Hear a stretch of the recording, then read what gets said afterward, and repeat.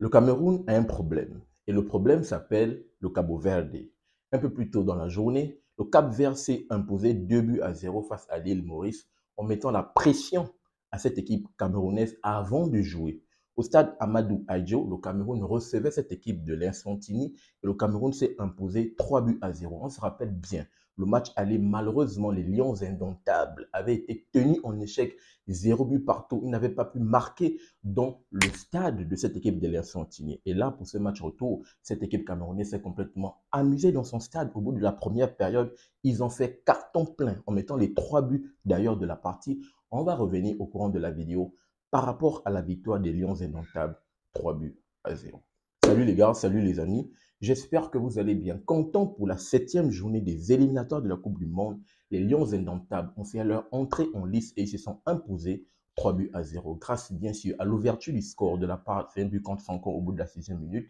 Et c'est Bryan Mbeumo sur son côté, sur des chevauchés sur son côté, c'est lui qui va faire un centre. Et pourtant, le centre, pour ma part, n'avait pas on va dire quoi, le centre n'était pas assez risqué pour la défense. Malheureusement, le défenseur, en essayant de vouloir se dégager, va malheureusement contrer le ballon et le ballon va tromper son gardien pour faire un but à 0. Là, on joue au bout de la 6e minute. 25 minutes, Georges Kevin Koudou. Et pourtant, 3 pompes, court comme tout le monde. Quand on essaie de voir la défense essantinienne, on voit que les gars sont quand même assez élancés. Ils ont un gros gabarit, mais ils vont se faire prendre encore sur un back-to-back de la part de Bryan Mbeumo. Sur le côté, il va reprendre le ballon, adresser un centre. Et là, le centre est très dangereux vu que le centre va être millimétré dans les 5,50 m du gardien. Et c'est Georges Kevin Koudou qui va pouvoir venir mettre un but et déjà mettre le KO. Mais avant le KO, je tiens quand même à rappeler que cette équipe essantinienne était à 2 chevaux de pouvoir venir tremper André Onana. Et heureusement que André Onana, bien évidemment, qui est très fort dans ce cas. Je tiens à rappeler que André Onana, malheureusement,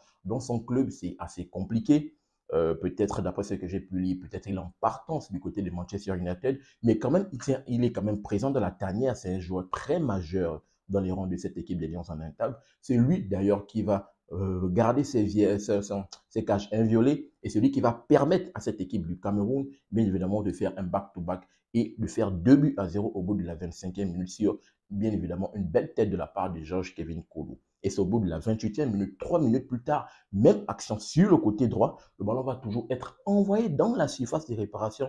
Et c'est bien évidemment l'inévitable Vincent Aboubakar qui va reprendre le ballon de la tête. Malheureusement, la défense va contrer. Et bien sûr, c'est le milieu de terrain qui s'est projeté plus que tout le monde. Arthur Avon, celui qui va mettre une belle frappe dans la surface de réparation avec une défense de la part de l'Infantini encore passive pour venir inscrire le 3e but de la partie au bout de la première période. Et bien sûr, chaos technique, de façon tranquille. Au bout de la première période, cette équipe des Lions indomptables s'est mise à l'abri, a déjà pris les 3 points. Deuxième période, bien évidemment, ils vont baisser le pied sur l'accélérateur. Malgré l'entrée de Eric Maxime Choupo-Moting, ça faisait longtemps qu'il avait revêtu le maillot de cette équipe camerounaise. Il a été appelé par Marc Brice. Malgré ça, bien évidemment, il ne va pas pouvoir venir à bout et pouvoir permettre la victoire, de pouvoir mettre le 4e but de cette équipe du Cameroun.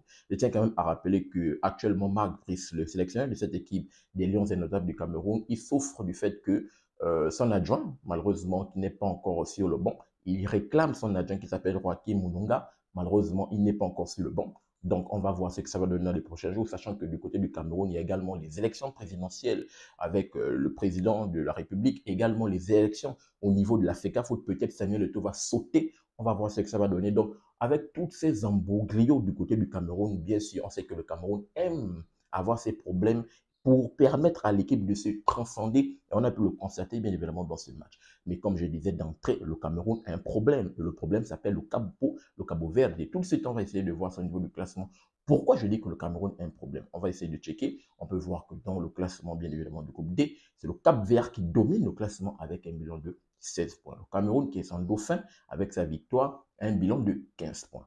Qu'est-ce qu'on essaie d'observer? Bien évidemment, le Cameroun, malheureusement, c'est 4 victoires, 3 matchs nuls. Cette équipe du Cap Vert, c'est 5 victoires, 1 nul et 1 défaite. La défaite, bien sûr, c'était au match aller. Le cap de cette équipe camerounaise avait correctement bastonné cette équipe du Cap Vert 4 buts à 1. On se rappelle bien du doublé de Vincent Aboubakar. Maintenant, le problème arrive où? Il y a un match retour qui doit se jouer. Le match retour, je pense que ça doit être le mardi, oui, le mardi 9 septembre, entre le Cabo Verde et le Cameroun. cette équipe du Cabo Verde dont le groupe arrive à s'amuser. Oui, elle a perdu face au Cameroun, mais lorsqu'elle rencontre les autres équipes, elle arrive bien évidemment à s'imposer. Donc, le Cameroun, si le Cameroun veut espérer une qualification, pas de demi-mesure, le Cameroun va taper cette équipe du Cabo Verde au match retour le mardi 9. Il n'y a pas de demi-mesure. Pourquoi?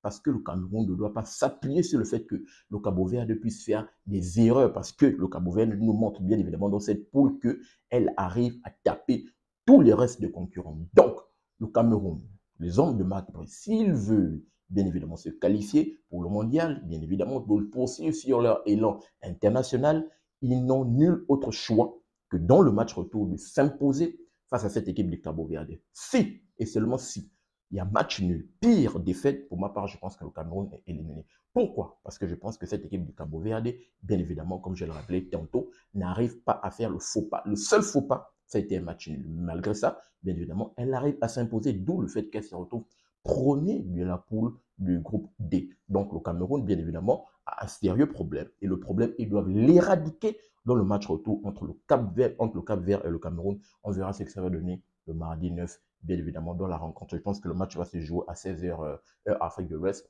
On verra ce que ça va donner, bien évidemment, pour les hommes de Marc Brice. Donnez-moi votre retour dans les commentaires par rapport, bien évidemment, à la victoire de cette équipe des Lions Indomptables. Et que pensez-vous, bien sûr, du fait que actuellement le Cameroun est dos au mur, nulle victoire, nulle autre qu'une victoire face au Cabo Verde mardi?